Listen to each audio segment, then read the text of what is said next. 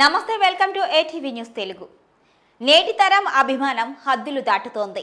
మనుషుల ఆలోచన విధానం ఎలా మారుతుంది అనేది ఊహకు అందటం లేదు. సినీ నటుల మీద, రాజకీయ నాయకుల మీద అభిమానం ఉండటం కామనే. కానీ ఆ అభిమానం వికృత చేష్టలకు దారితీస్తుంది. అందుకు ఉదాహరణే ఈ ఘటన. రేణుకాస్వామి హత్య కేసులో ముద్దాయిగా ఉన్న కన్నడ నటుడు దర్శన్కు ఖైదీ నంబర్ 6106ను కేటాయించారు. అయితే దర్శన్ అభిమానులు అయిన ఒక జంట తమ బిడ్డ ఫోటోషూట్ కోసం దర్శన్ ఖైదీ నంబర్ ఉన్న డ్రెస్ను చిన్నారికి తొడిగారు.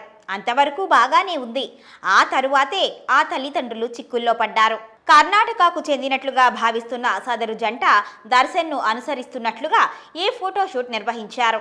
ఈ ఫోటోలు వైరల్గా మారటంతో విషయం బాలల హక్కుల సంఘం దృష్టికి వెళ్ళింది. ఘటనను సుమోటోగా స్వీకరించి కేసు నమోదు చేశారు. చిన్నారి తల్లిదండ్రులు ఎక్కడ ఉన్నారో గుర్తించాలి అని పోలీసులను బాలల హక్కుల సంఘం ఆదేశించింది.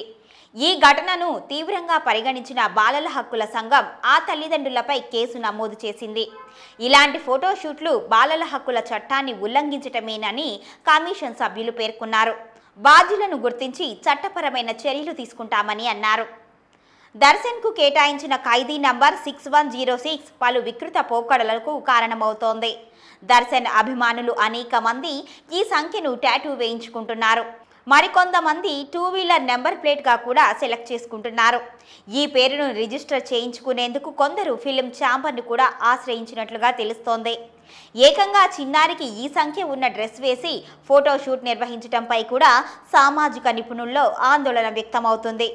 ఇక రేణుకాస్వామి హత్య కేసులో ఇప్పటి వరకు దర్శన్, అతడి గర్ల్ ఫ్రెండ్ పవిత్ర గౌడ్ సహా మొత్తం 17 మందిని పోలీసులు అరెస్ట్ చేశారు.